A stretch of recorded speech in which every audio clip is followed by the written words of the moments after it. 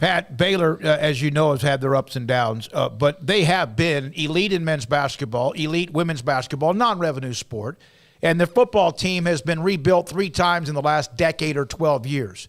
And they were last year ranked number 5, won the Sugar Bowl, won the Big 12. They don't have a big market. Waco's not a large market. It's close to Dallas, and they have great alumni in Dallas, Houston, and elsewhere. But they're not a big market. But they are a team and a school and athletic department that is incredibly successful right now. Does that bring any value whatsoever?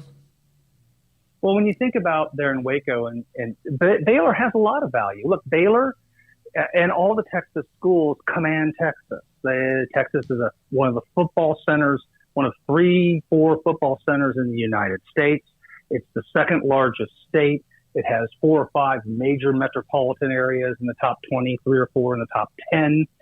There's just a lot of reasons to like all the Texas schools, but in particular Baylor, and football program. The challenge is that already being realized by Texas's move to the SEC, right? So it's like you're not additive to the conversation to the pay TV distributor who's already going to get raked over the coals and then has to turn to their consumers and raise prices.